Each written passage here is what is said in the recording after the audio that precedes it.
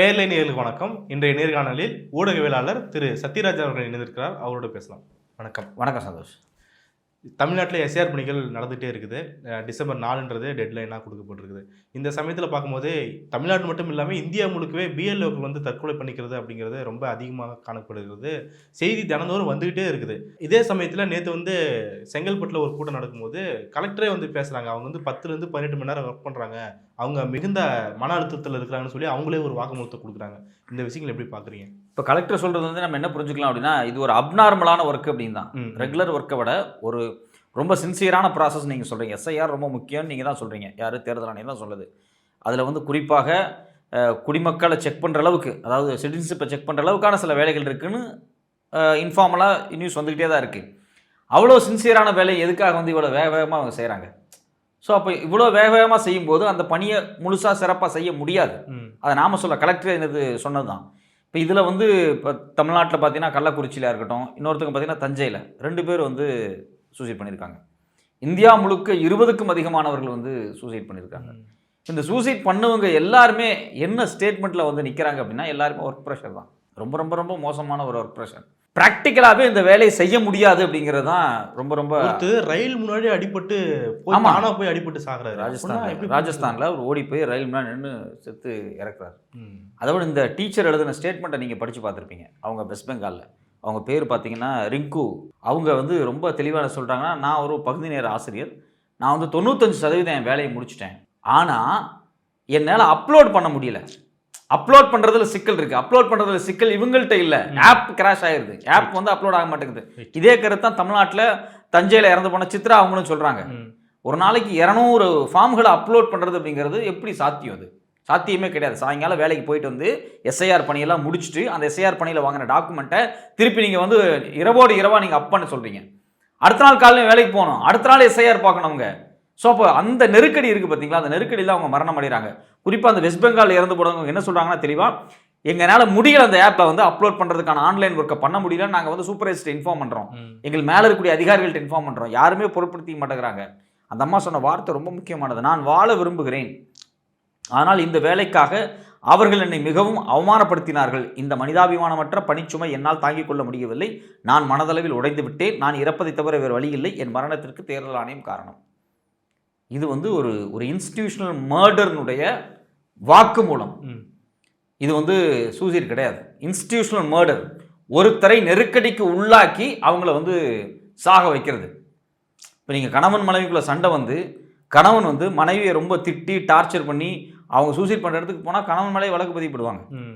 அப்போ இது institutional murder தானே. நியாயப்படி பார்த்தா தேர்தல் ஆணையத்தின் மேலே வந்து வழக்கு பதிஞ்சிருக்கணும். நீ எப்படி வந்து 30 நாளில் எப்படி நீ இதை செய்ய முடியும் அப்படின்னு நீ ஃபிக்ஸ் பண்ண? 6,41,00,000 பேர் இருக்கக்கூடிய ஒரு மாநிலத்தில் இவங்க எல்லாத்துடைய எஸ்ஐஆரையும் வெறும் 68,400 பிஎல்ஓஸ் எப்படி செய்து முடிப்பார்கள்?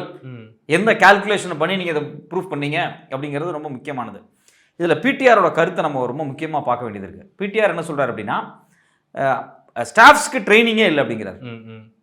ஃபஸ்ட்டு 3 நாள், 3லேருந்து 4வது நாள் மதியம் நினைக்கிறேன் 3 மணிக்கு வந்து தேர்தல் ஆணையம் என்ன அறிவிப்பு கொடுக்குறாங்க அப்படின்னா, நாங்கள் வந்து 78% மேலே ஃபார்ம் கொடுத்துட்டோம் அப்படிங்கிறாங்க. ஆனால் பிடிஆர் கிராஸ் வெரிஃபை பண்ணுறாரு. அவங்களுடைய தொகுதியில் இருக்கக்கூடிய கட்சிக்காரங்களை வச்சும் சரி, அங்கே இருக்கக்கூடிய கலெக்டர்ஸ் இவங்கெல்லாம் வச்சு அவர் வந்து ஒரு வெரிஃபை பண்ணுறாரு. அதில் அவர் என்ன கண்டுபிடிக்கிறார் அப்படின்னா, இவங்க சொன்ன டேட்டாஸ் ஃபஸ்ட்டு வீக்லேயே தப்பு அப்படிங்கிறதுக்கு கலெக்டரோட எஸ்டிமேஷனே 25 to 27% தான் கலெக்டர் சொன்ன கருத்து. பார்ட்டியோட அமௌண்ட் அப்படின்னு பார்த்தீங்கன்னா 10 to 12% தான். ஸோ மேக்ஸிமம் 10% ஃபார்ம் தான் டிஸ்ட்ரிபியூட் பண்ணப்பட்டிருக்கு. ஆனால் 78% ஃபார்ம் டிஸ்ட்ரிபியூட் பண்ணிட்டு அப்படின்னு சொல்லி இவங்க வந்து டிக்ளேர் பண்ணுறாங்க தேர்தல் ஆணையம். இப்போ இவங்க என்ன பண்ணுறாங்க அப்படின்னா, இப்போ ஸ்டேட் எலெக்ஷன் கமிஷன் இருக்குங்களா, எலெக்ஷன் கமிஷன் ஆஃபீஸ் இருக்கு இல்லையா, அங்கேருந்து டிஸ்ட்ரிக்ட்டுக்கு போய் டிஸ்ட்ரிக்டில் இருந்து தாலுக்காவுக்கோ பஞ்சாயத்துக்கோ சிட்டிக்குள்ளே போகுது பார்த்தீங்களா, இந்த ப்ராசஸ் போனாலே சென்ட்ரல்ல இருந்து 78% போயிடுச்சு அப்படின்ட்டாங்க. பிரிண்ட் அடிச்சாவே பிரிண்ட் அடிச்சு என் ஆஃபீஸ்லேருந்து வெளியே போயிடுச்சு, எங்கள் தேர்தல் ஆணையத்தினுடைய அலுவலகத்திலேருந்து வெளியே போயிடுச்சு, கலெக்டர் ஆஃபீஸுக்கு போயிடுச்சு, கலெக்டர் ஆஃபீஸ்லேருந்து லோக்கல் பாடிக்கு போயிடுச்சு. இதை அவங்க கணக்கு காமிக்கிறாங்க. மக்கள்கிட்ட போச்சானா இல்லை. இதுதான் பிரச்சனையே. ஸோ இவ்வளவு மன அழுத்தத்தில் இருந்து கொண்டு இருக்கும்போது பிஎல்ஓக்கள் நீங்கள் ஒரு பொய்யான டேட்டா வெளியிட்டு அந்த மன உளைச்சலை அதிகப்படுத்துறீங்க. திருப்பி இவங்க என்ன சொல்ல எஸ்டாப்ளிஷ் பண்ணுறாங்கன்னா, பிஎல்ஓ ஒர்க்ஸ் எல்லாம் நல்லா தான் போயிட்டு இருக்கு, 78% முடிச்சுட்டாங்க, அவங்க ஆப்பில் அப்லோட் பண்ணுறது தான் வேலை அப்படிங்கிற மாதிரியெல்லாம் வந்து இவங்களா பரப்பிக்கிட்டு இருக்காங்க. இதில் முக்கியமான விஷயம், இது வந்து போகிற போக்கில் வந்து பிடிஆர் சொல்லலை. அவர் என்ன பண்ணுறாரு அப்படின்னா, லோக்கல் இருக்கக்கூடிய பூத் வைஸாக சில டேட்டாஸ் எடுக்கிறாரு. அவர் வந்து ஃபர்ஸ்ட் வீக்கில் ஒரு பூத்தில் வந்து 1143 ஓட்டு, அங்கே வெறும் 300 ஃபார்ம் தான் கொடுக்கப்பட்டிருக்கு. இன்னொரு பூத்தில் 1093, அதில் வெறும் 600 கொடுக்கப்பட்டிருக்கு. 533, 300 கொடுக்கப்பட்டிருக்கு. 1210, 260 தான் கொடுக்கப்பட்டிருக்கு. 1277, 250 தான் கொடுக்கப்பட்டிருக்கு. இப்போ இதில் என்ன முக்கியமான விஷயம்னா, இப்போ மதுரையில் வந்து ஒரு மத்திய மாவட்டத்தில் இருக்கார். அவர் சொல்கிறார் நார்த் அப்போ பிரிக்கவே இல்லை, 2005 நார்த், மதுரை நார்த் இல்லை. ஸோ இப்போ அந்த தொகுதியில் எல்லா வாக்காளர்களையும் திரும்பவும் ஃப்ரெஷ்ஷாக ஜீரோலேருந்து ஸ்டார்ட் பண்ணணும். பட் அவன் வேற ஒரு தொகுதியில் இதுக்கு முன்னாடி இருந்திருப்பான்ல, மதுரை தொகுதியிலேருந்து தானே பிரித்து கூட்டு வந்திருப்பீங்க. அப்போவே அவங்களுக்கு எஸ்ஐஆர் பண்ணி முடிஞ்சிச்சுன்னு நீங்கள் சொல்கிறீங்களா, அதை ஏன் கன்சிடர் பண்ண மாட்டேங்கிறீங்க? 1/3 நீங்கள் அப்படி வந்து வெரிஃபை பண்ணாமல் உள்ள கொண்டு வர முடியும், ஏற்கனவே பண்ணதை வச்சு. அதை இவங்க பொருட்படுத்தலை. ஸோ இவ்வளவு குளறுபடிகள் வந்து இருக்கிறதுனால தான் பிஎல்ஓக்கள் நெருக்கடிக்குள்ளாக்கப்படுறாங்க. ரெண்டாவதும் பிடிஆர் ரொம்ப தெளிவான சொல்கிறாருன்னா, பிஎல்ஓக்களுக்கு போதிய ட்ரைனிங் இல்லை அப்படிங்கிறத ரொம்ப தெளிவாக சொல்கிறார். அந்த ஃபார்ம் குறித்தோ இல்லை அந்த மக்கள்கிட்ட அப்ரோச் பண்ணி அது என்ன ரெடி பண்ணுறது, ஆன்லைன் போகிறது, இதில் ஒரு ப்ராப்பரான ப்ராக்டிஸ் கொடுக்கப்படலை அப்படிங்கிறார். இப்போது நான் கேள்விப்பட்டதில் வந்துட்டு இப்போ இன்டர்வியூலேயே பேசியிருக்கிறாங்க, அவங்க கொண்டு வர ஃபார்ம் ஒன்று இருக்குது, அதில் வந்து 2002 பட்டியல் இருக்குது, அதில் வர ஓட்டர் ஐடி நம்பர் வேறையாக இருக்குது, பாகம் எண் வேறையாக இருக்குது. அதே சமயம் வெப்சைட்டில் பார்க்கும்போது அது தப்பாக வருது. பேர் போய் சர்ச் இங்கே இருக்கிற பேர் வந்து அங்கே போய் சர்ச் பண்ணால் வரமாட்டேங்குது.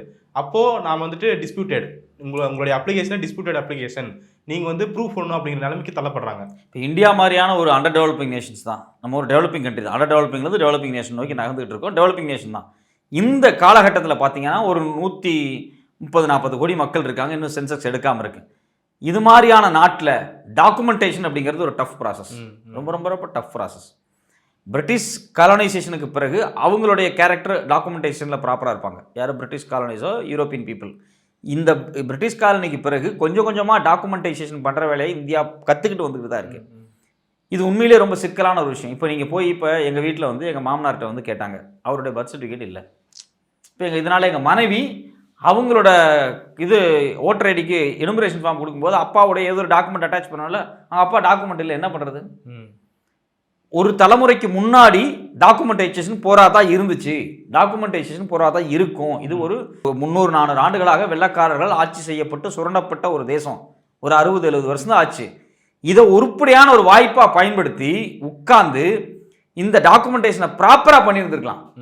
1 மாதம் பண்ணுறத 12 மாதம் எடுத்துக்கிட்டு உட்கார்ந்து எஸ்ஐஆரை ப்ராப்பராக டாக்குமெண்ட் பண்ணியிருந்தா இந்தியாவுக்கே ஒரு மிகப்பெரிய பலமாக இருந்திருக்கும். இங்கே ப்ராப்பர் டாக்குமெண்டேஷன் பண்ணாது, ப்ராப்பர் சென்சஸை ஒர்க் அவுட் பண்ணாதனால தான் எல்லாத்துலேயுமே பிரச்சனையாக இருக்கும். எவ்வளோ பேர் பாவர்ட்டி லைனுக்கு கீழே இருக்கான், அதுக்கு உரிய டேட்டாவை சொல்ல மாட்டேங்கிறாங்க. எவ்வளோ பேர் சீனியர் சிட்டிசன் இருக்கான், அவனுக்கு என்ன நம்ம பெனிஃபிட்ஸ் பண்ணுவோம், அவங்களுக்கு பண்ணி தானே ஆகணும் சீனியர் சிட்டிசன். அதுக்கான ப்ராப்பர் டேட்டா இல்லை. SC/ST மக்கள் எவ்வளோ இருக்காங்க, பழங்குடியின மக்கள் எவ்வளோ இருக்காங்க, உண்மையிலேயே வல்னரபிள் குரூப் எவ்வளோ இருக்காங்க, இது குறித்தான ஸ்டடி பண்ணணுமா இல்லையா? இதுக்கு எல்லாத்துக்கும் டேட்டாஸ் ரொம்ப முக்கியம். இதை ஒரு சான்ஸாக பயன்படுத்தி ஒழுக்கமாக இவங்க வந்து எஸ்ஐஆர் நடத்தியிருக்கலாம். ஆனால் எஸ்ஐஆர் நடத்துறதுடைய நோக்கம் இந்தியாவினுடைய டாக்குமெண்டேஷனை ஸ்ட்ரென்தன் பண்ணுறதெல்லாம் இல்லை.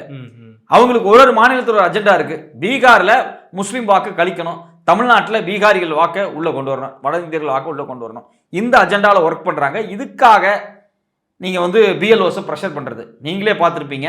ஃபார்மை ஃபில்அப் பண்ணி கொடுத்தாலே போதுங்கிறாங்க. இப்போ அதை ஃபார்மை ஃபில்அப் பண்ணி கொடுத்தாலே போதும் அப்படின்னா அதுக்கு பேர் எஸ்ஐஆர்னு கேட்குறேன். எஸ்எஸ்ஆரே நல்லா தான் நடந்துச்சு. முன்னாடி பிஎல்ஓஸ்கள் சொல்லிட்டு இருந்தாங்க. இப்போ வந்து தலைமை தேர்தல் அதிகாரியே சொல்றாரு, டிசம்பர் 4க்குள்ள நீங்க ஃபார்மை மட்டும் ஃபில்அப் பண்ணி கொடுங்க, உங்க லிஸ்ட் வந்துடும். ஏன்னா அவருக்கு ப்ரெஷர், அவர் டார்கெட் முடிச்சாகணும்ல, மத்தியில் கொடுத்தாகணும்ல, அதனால நீங்க ஏதோ ஒன்று பண்ணுங்க. இல்லை, இதுக்கு நடுவில் பிஎல்ஓக்கள் கஷ்டப்பட்டுருக்காங்க, மக்கள் கஷ்டப்பட்டுருக்காங்க, சொந்த ஊருக்கு பஸ் பிடிச்சி போயிட்டு ஃபில்அப் பண்ணி கொடுத்தவங்க இருக்கிறாங்க, அந்த சர்டிஃபிகேட் தேடினவங்க இருக்கிறாங்க. அந்த பணியில் வேலை செய்யக்கூடியவங்க எல்லாமே வந்து கடைநிலை ஊழியர்கள் தான். சத்துணவில் வேலை பார்க்கக்கூடியவங்க, அங்கன்வாடியில் வேலை பார்க்கக்கூடியவங்க, முனிசிபலில் வேலை பார்க்கக்கூடியவங்க, பஞ்சாயத்தில் வேலை பார்க்கக்கூடியவங்க, இவங்கெல்லாம் உண்மையிலேயே வந்து பாவம். சாயங்காலம் வேலையை முடிச்சுட்டு, ஏற்கனவே உங்களுக்கு ஃபுல் டைம் ஒர்க் இருக்குது, அந்த ஒர்க்கை முடிச்சுட்டு ஈவினிங்கில் போய் பண்ணுறாங்க. சாட்டர்டே சண்டேல இன்னுமே அவங்க கொடுமைப்படுத்தப்பட்டிருக்காங்க, காலையிலிருந்து நைட்டு வரைக்கும். அதில் ஒருத்தங்க எழுதுகிறாங்க, சுமிதா அவங்க பேர், வெஸ்ட் பெங்கால். அவங்க சொல்கிறாங்க, காலையில் நான் 11:30 மணிக்கு போனேன், சாயங்காலம் 4:30 மணி வரைக்கும் எனக்கு பச்சை தண்ணி கூட கிடைக்கல, சோறு சாப்பிடல. என் உடல் செயலிழந்து கொண்டிருந்தது, என் வாழ்க்கையை முடித்து கொள்ள வேண்டும் போல் இருந்தது, யாரும் உதவவில்லை, நான் துன்புறுத்தப்படுகிறேன், இதை இனி என்னால் தாங்கிக் கொள்ள முடியாது, சரியான திட்டமில்லை, முடிவுகளை மாற்றிக்கொண்டே இருக்கிறார்கள், பிஎல்ஓக்களின் கஷ்டங்களை புரிந்து கொள்ளவில்லை, இது என்னுடைய கதை மட்டுமல்ல, பலர் இதை எதிர்கொள்கிறார்கள். இது அப்படியே அவங்க இங்கிலீஷில் வந்து அந்த அன்னைக்கு ஈவினிங் வீட்டுக்கு வந்து எழுதி வச்சுட்டு அவங்க வந்து இறக்கல, அவங்க சூசைட் பண்ணிக்கல, பட் அவங்க போட்டிருந்தாங்க. இன்னொரு பிஎல்ஓ அவர் ஆன்லைன் மீட்டிங் அட்டன் பண்ணுறாரு நைட்டு 9:30 மணிக்கு வீட்டில் ஃபோன் எடுத்து வச்சு. அவர் பேர் பார்த்தீங்கன்னா ராம்காத் பாண்டே, MP, மத்திய பிரதேஷ். பயங்கரமான திட்டு விழுது அவருக்கு ஆன்லைனில்.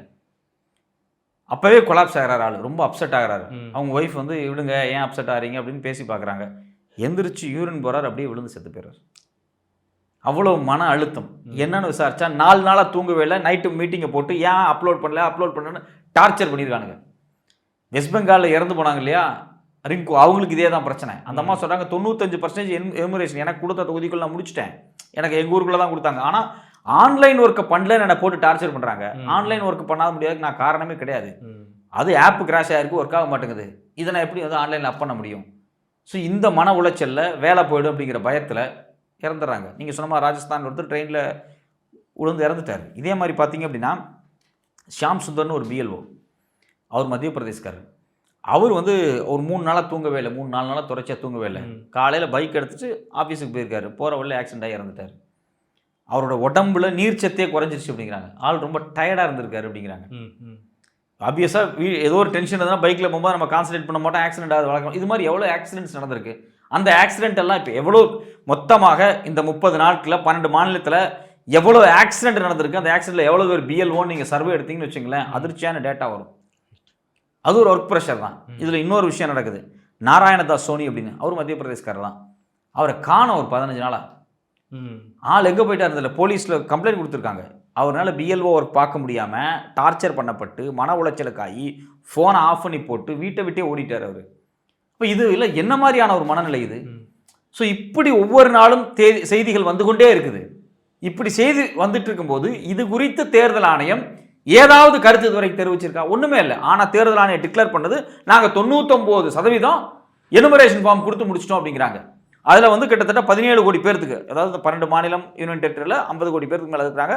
அதில் 17 கோடி பேர்த்தோட ஃபார்மை நாங்கள் அப் பண்ணிட்டோம், இன்னும் பேலன்ஸ் தான் இருக்குது, நாங்கள் முடிச்சிருவோம் ஆன்லைனில் அப்படின்னு சொல்லி தன்னுடைய வேலையை நாங்கள் செஞ்சு முடிச்சிட்டோம் அப்படிங்கிற ஒரு பெருமையாக சொல்லிட்டு தர்றாங்க. ஸோ இவங்களுக்கு என்னன்னா, இங்கே ஏன் ஃபார்ம் மட்டும் பண்ணி கொடுங்க அப்படின்னு சொல்கிறாங்க, BLO இவ்வளோ ப்ரெஷர் கொடுக்குறாங்க? அது ஒரே ஒரு காரணம் தான். இங்கே இருக்கக்கூடியவங்களுடைய வாக்கை எலிமினேட் பண்ணுறது மட்டும் அவங்களுடைய நோக்கம் கிடையாது. என்னை பொறுத்த வரைக்கும் நான் சொல்கிறேன், எலிமினேட் பண்ணுறதை விட இங்கே வாக்கை உள்ள சேர்க்கிறதா அவங்களுடைய அஜெண்டாவாக இருக்குது. அதனால தான் எல்லாரும் கொடுங்க, எழுதி கொடுங்க வேகம் பண்ணுறாங்க.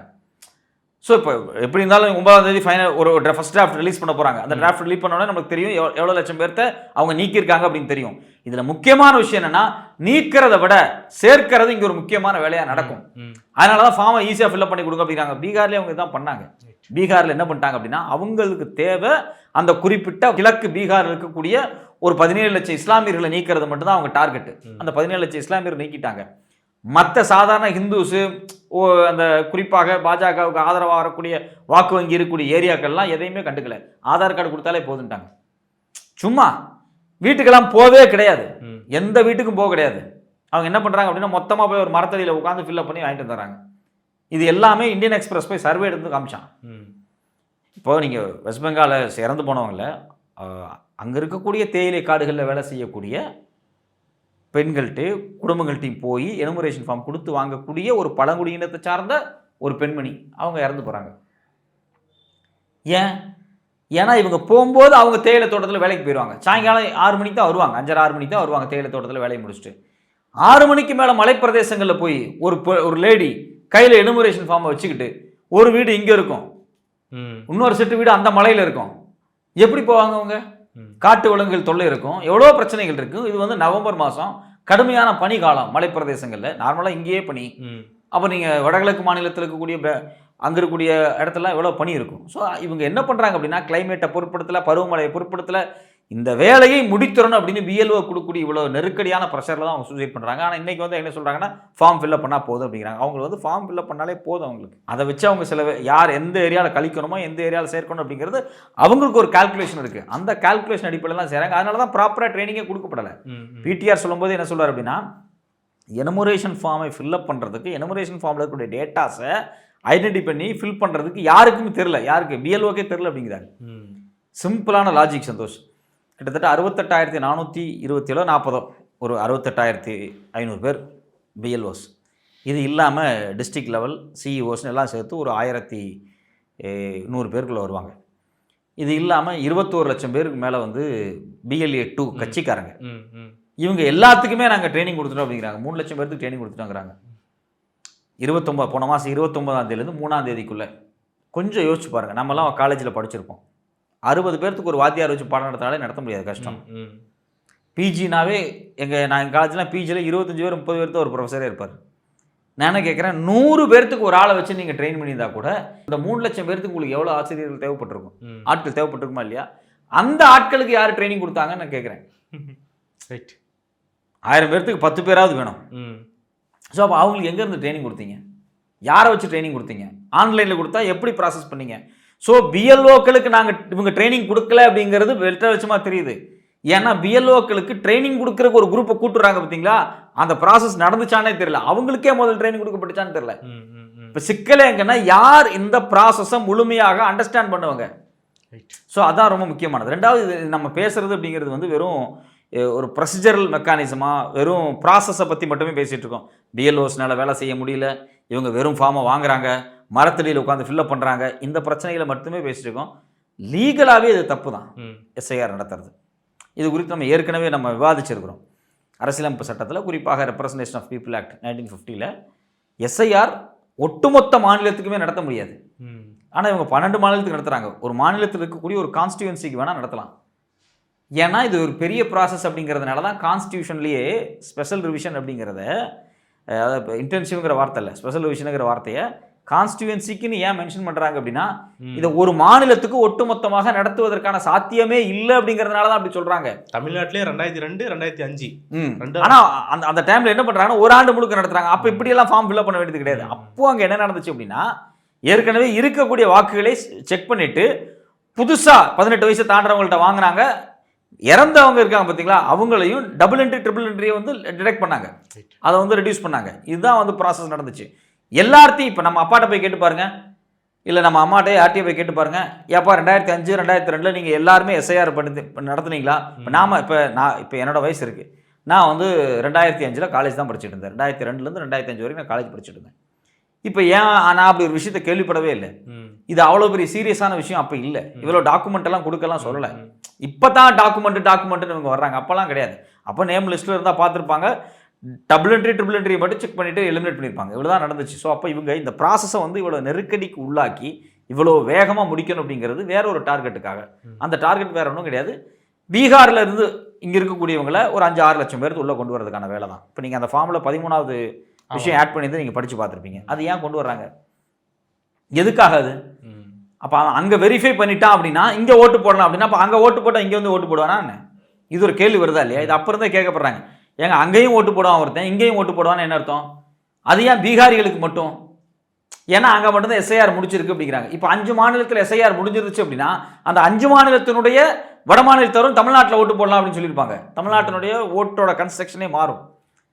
ஏன்னா வட மாநிலத்தவர்கள் 10 லட்சம் பேர் 5 லட்சம் பேர் உள்ளே வரும்போது இன்னும் சிக்கலாக தான் மாறும். இப்போதைக்கு பார்த்தீங்கன்னா ஆர்கனைஸ்டு செக்டாரில் மட்டும் 12,71,000 பேர் இருக்கிறதாக ரெஜிஸ்டர் ஆயிருக்கு கவர்மெண்ட்டில். ரைட். இது இல்லாமல் 49 லட்சம் பேர் இன்ஃபார்மல் செக்டாரில் இருக்காங்க. இதில் சிக்கல் எங்கே வருது அப்படின்னா, ஒரு டீ கடையில் 3 பேர் வேலை செஞ்சுட்டு இருப்பான். இப்போ 5 பேருக்கு மேலே இருந்தால் பதிவு பண்ணி ஆகணும். 3 பேர் டீ கடையில் வேலை செய்வான். 5 பேருக்கு மேலே வேலை செய்யக்கூடிய பல நிறுவனங்களே இன்னும் பதிவு பண்ணாமல் வச்சுருக்காங்க. அது ஒரு பெரிய சிக்கல் தான். எக்ஸாக்டாக தமிழ்நாட்டில் எவ்வளோ வட மாநிலத்தவர் இருக்காங்கன்னு யாருக்கும் தெரியாது. அதில் பீகாரிகள் எவ்வளோ, அஸ்ஸாம் எவ்வளோ, பெங்காலி எவ்வளோ, இவங்கெல்லாம் ரொம்ப முக்கியமாக மெஜாரிட்டியாக இருக்கக்கூடியவங்க. முதல்ல வந்து அதிகமாக பெங்காலியும் பீகாரியும் தான் இருக்கிறாங்க. பீகாரிஸ் ரொம்பவே இருக்காங்க. ஸோ அப்போ அவங்கள எல்லாத்தையும் தமிழ்நாட்டினுடைய வாக்காளர்களுக்குள்ள கொண்டு வர்றது தான் இவங்களுடைய அஜெண்டா. அதுக்காக தமிழ்நாட்டில் ஒரு எஸ்ஐஆர். குஜராத்தில் இஸ்லாமிய ஓட்டுகள் கொஞ்சம் நஞ்சு அங்கங்கே இருக்குது பார்த்தீங்களா, அந்த ஓட்டுகளை காலி பண்ணுற வேலை. ஸோ அப்போ ஒவ்வொரு மாநிலத்திலையும் ஒவ்வொரு இடத்துலையும் இவங்களுக்கு ஒவ்வொரு அஜெண்டா இருக்குது. இவங்களுடைய பொலிட்டிக்கல் அஜெண்டாவுக்காக எந்த விதமான சட்டத்தையுமே மதிக்காமல் இந்த பிஎல்ஓக்களை வந்து டார்ச்சர் பண்ணக்கூடிய வேலை இவங்க பார்த்துக்கிட்டு இருக்காங்க. ஓகே, டிசம்பர் 9 வந்து டிராஃப்ட் வெளியிடப்படுகிறது. அதில் தான் தெரியும் யார் நீக்கிருக்காங்க, சேர்த்துருக்காங்க, நம்மளுடைய பேர் இருக்குதா இல்லையான்றது. ரைட், பொறுத்து வந்து பார்ப்போம். நிறைய விஷயங்களை பார்த்தீங்க. நன்றி.